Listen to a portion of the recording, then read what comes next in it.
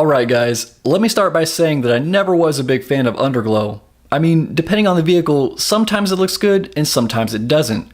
But the entire idea came up because I was originally looking to add courtesy lights to the doors but didn't want to spend extra money for battery-powered units when I could get Underglow for half the price.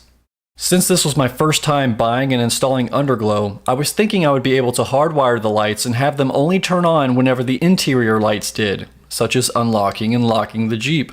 You'll see later why that isn't an option. You can find cheaper kits than the one I bought, but the reviews were good and I feel like the quality will last. As it turned out, and this is just my opinion, based on the design of the Jeep, there is no good place to mount the front or back lights without them being seen. The spare tire's in the way in the rear, and you can't get high enough off the ground in the front without getting close to a bunch of moving parts. And if I can't get the rear the way I want, then I'm not going to worry about the front either. If I change my mind, I'll upload part 2 for comparison. The kit includes 4 lights, mounting clamps, screws, zip ties, weatherproof tape, instructions, and a power supply cable with a push-button controller. The LED lights are housed inside a clear tube that has a white dot on one end that'll let you know to connect to a tube end that's not marked with a white dot.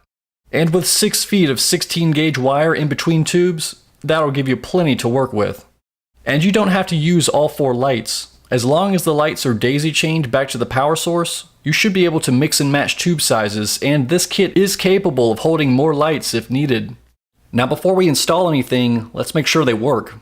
This can be done either by using a portable power source, such as a jump starter, or contacting the wires to your car battery terminals, red to red and black to black.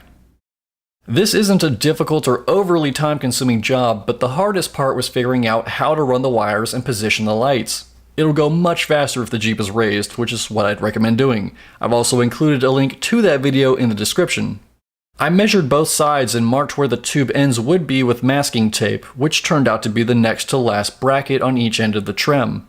You'll barely have enough surface area to mount the clamps, but it will work. Use a cordless drill to make pilot holes, but tighten all of the clamps by hand and do not tighten the clamps all the way. That's why I wrapped a piece of weatherproof tape around the lights before adding the clamp, because they aren't exactly heavy duty, but I do think they'll last through several cold seasons before cracking. You'll need to mount the lights just above the bottom of the trim with the LEDs facing straight down. At any point, if they're flush with the trim, you will see them from a distance.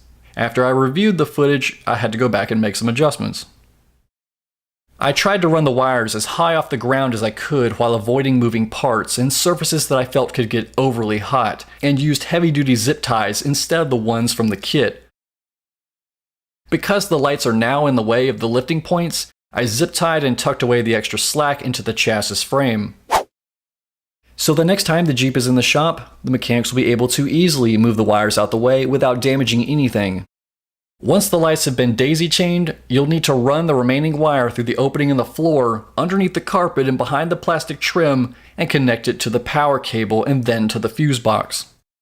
I used an add-a-circuit fuse adapter along with the included 15-amp fuse that I bought separately to connect to the fuse box.